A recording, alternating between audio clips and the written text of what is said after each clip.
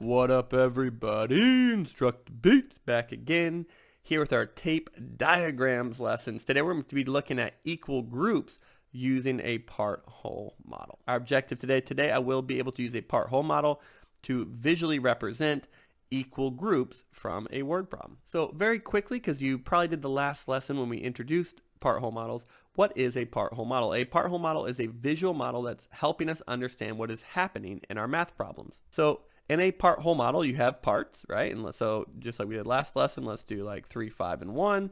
And it's going to show you the relationship of the parts to the whole. When you add up all the parts together, it's going to give you, right, how big the tape diagram is. Now, some people write this line up here and say, okay, well, if the parts are 3, 5, and 1, that's equal to 9. I just write it on the side, so I know that my question mark, or how big my entire tape diagram, is 9, because the parts were 3, 5, and 1. Okay, so we're showing parts of it, but what happens when they're all equal? Well, that's what a tape diagram is for. This is actually one of the easier things, but it's awesome. Okay, so I know right here that I have 1, 2, 3, 4 equal groups, right? They're all 5. So I want to split my tape diagram into 4 equal groups, all right? So what you can do is just split it into half, and then split each of those halves into half right there. And now you have 4 pretty equal groups. Now you don't have to be perfect, okay? You don't have to like erase it and make sure to the millimeter it's the exact same, but they should look equal, right? You want to be neat. And I know that each of these equal groups is 5. And so when you're adding 5, really what you're doing is you're taking all of these equal parts and you're trying to figure out, okay, when you put them together, what is the total? How big would that tape diagram, or some people call it a bar model, be? Well, here's what you can do now, okay? You can skip count by 5 if you're good at that, or if not, you can figure out, okay, well, this part right here, 5 plus 5, okay, is 10. You can count on your fingers, you can, whatever strategy you want. And I know that this part right here, okay, is also 10, because 5 plus 5 is 10. And then you can add those together and your answer would be 20. If you have 4 equal groups of 5, the entire thing is equal to 20. Now, eventually we're going to be getting into multiplication with this, which is awesome. But today all we're worried about is showing you doing repeated addition and showing it in a tape diagram. So let's start with an I do problem. So it says Robin has 3 baskets of apples. Each basket had 2 apples. How many apples did Robin have in all? So my statement, okay, because at InstructaBeats we love our sides check strategy. How many apples did Robin have in all? Robin had blank apples in all. So when I write my statement, that's telling me, okay, wait a minute, I need to go back and look for anything about apples. All right. Well, Robin had 3 baskets of apples. That's about apples. Each basket, this word right here is super duper duper important, okay? And not for the reason that a lot of your teachers tell you. This tells you that each basket had 2 apples, right? That means we are going to be having equal groups here, okay? We have 3 baskets, and each of them is going to be an equal group. They're each going to have 2 apples.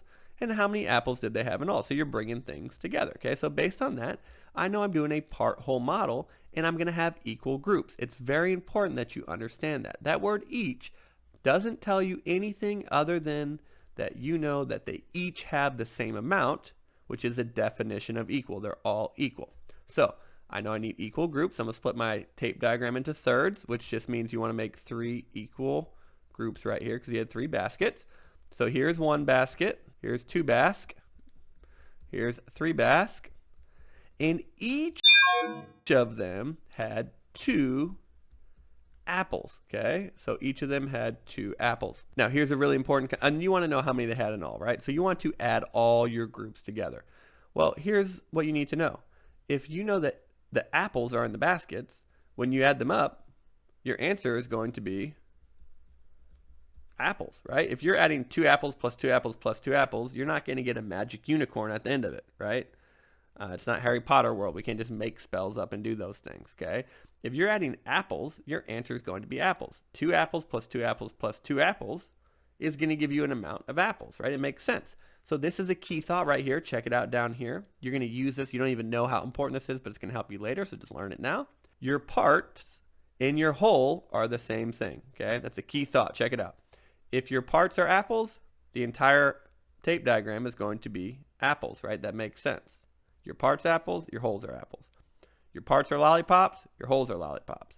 Your parts are pieces of a car, your hole is going to be a car. You're putting those things together, okay? So let's put 2 plus 2 plus 2 plus 2 together, okay? And you had 3 groups of 2. And if we add them, okay, 2 plus 2 would be 4. That gives you that part of the tape diagram. Add the other 2 right here. And your answer is 6. And again, that has to be 6 apples. If you add 2 apples plus 2 apples plus 2 apples, you get 6 apples. Now, if you notice right here, the question mark is the same thing as your blank. Whatever number this question mark is goes right here into your blank, and it makes sense. Robin had 6 apples in all. So a couple things we're picking up on now about the part-whole model. Let's do a we do. So my question says here, how many fish are there combined? So I'm going to say there are blank fish combined. Okay, so here I have my sides check strategy. There we go. I'm looking for anything about fish, so let me go back into my word problem. There are 14 fish tanks. Okay, that's important, not because it's a number. It's important because fish go into fish tanks, right? Don't just circle things because they're numbers. Every, so it's like the same word as each, another very important word. Every tank has 20 fish in it. This word right here tells me that I'm going to have equal groups, okay, which means I'm going to be doing a part-whole model. And you want to know how many fish are there combined. So you're going to be bringing things together and finding the total here. So now that I figured that out, I need to draw my part-whole model. And I have 14 fish tanks. Okay, so I did this one together intentionally. Some of you might not know how to add by 14, and that's totally okay. Here's the thing about a tape diagram. It's going to help, or bar model, whatever you want to call it. It's going to help you figure out what to do, and then you just have to do the math.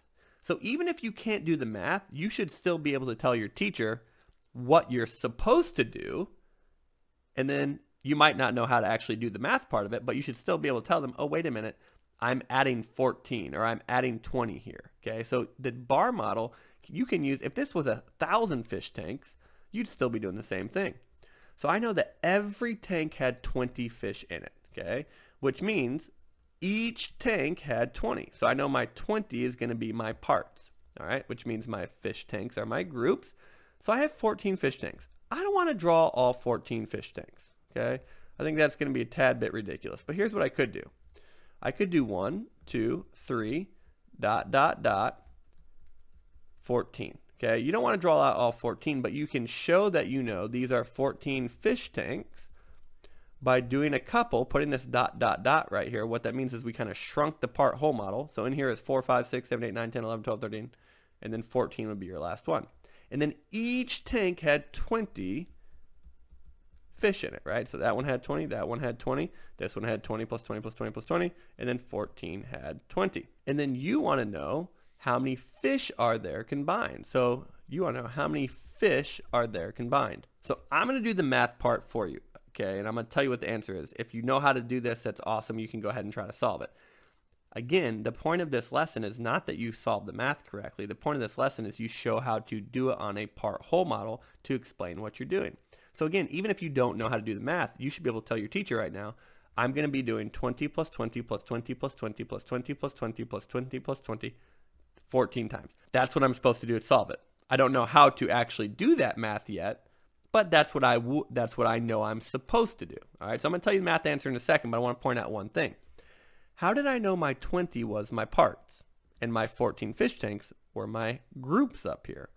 Well, it said that every tank has 20 fish. That means each of these had 20. That means that is going to be your parts. And then your answer was also asking you for how many fish you had combined. Well, we know from our last question that if you're adding 20 fish plus 20 fish plus 20 fish plus 20 fish, you're going to get fish. If you're adding 14 fish tanks plus 14 fish tanks plus 14 fish tanks don't magically turn into fish. This isn't a Disney Channel movie where there's mermaids and the ocean and all of that, okay? So remember, your parts have to be the same thing as your whole. If your parts are fish, then your whole also has to be fish. So what you would do is you do 20 plus 20 plus 20 plus 20 plus 20 plus 20 plus 20 plus 20 plus 20 plus 20 14 times. And if you did that, you would figure out that your question mark right here was 280. If they have 14 fish tanks and there's 20 in each, that's 280 fish combined. Again, the point of this lesson is not that you know how to get 280. The point of the lesson is that you can draw this part-whole model and explain to your teacher what you should be doing to solve it. So we're going to do a you-try problem, okay? So you can go ahead and pause the video right now, try to solve this question on your notes, then push play to check your understanding. Hopefully you just paused it, now you're checking your work. It said Cora is at the zoo looking at 4 tigers. Each tiger has 8 stripes. How many stripes are there in total? So my statement should say there are blank stripes in total. So I know I'm looking for anything about stripes. Cora's at the zoo looking at 4 tigers. Okay, I know that tigers have stripes, so that's important. Each of them, this right here is telling me that I'm going to have equal groups, which means I need to draw my part-whole model. Has 8 stripes. How many stripes do they have in total? Okay, I'm bringing things together. So let me do my sides check over here. All right. So I'm going to draw my part-whole model right here. Okay. I know that each of them had 8 stripes. That means my 8 stripes is how much each had. And my question mark is asking me for blank stripes. So I have 4 tigers. Okay, so split it into 4, so make it equal. And each of them have 8. So 1 tiger, 2 tiger, 3 tiger, 4 tigers.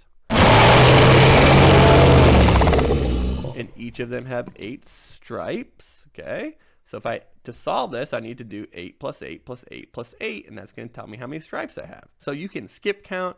You can add them all up together. You can just solve 8 plus 8 first, and that would be 16. And then you could add it to the next 8 plus 8. And when you do that, that would be 32. You could count on your fingers. Again, the point is not that you can solve the math for this lesson. The point is that you can draw this tape diagram to explain to your teacher how you're supposed to solve this question. So your answer would be, if there are 4 tigers, each with 8 stripes, there are 32 stripes in total. So again, a couple things I want you to take with you. 1, you got to be neat, okay? 2, it's not about getting the answer right today, okay? The point was to be able to draw those tape diagrams. And 3, it's okay to fail as long as you learn from it, right? So if you didn't get that you-try problem correct, or draw the tape diagram correctly, that's okay. Go back and rewatch it, find another resource, practice it with your teacher, get better every single day. If you're getting better every single day, by the end of the year, you're going to be a math expert. That's what we believe here at InstructaBeats. So thank you so much for checking us out today. We know there's a lot of different options. We appreciate your teacher assigning this to you or whoever is watching this, okay? Thank you so much. Please hit the subscribe button, like it, turn the notification bell on so you can get all our new songs and lessons when they come out. Again, thank you so much. InstructaBeats out.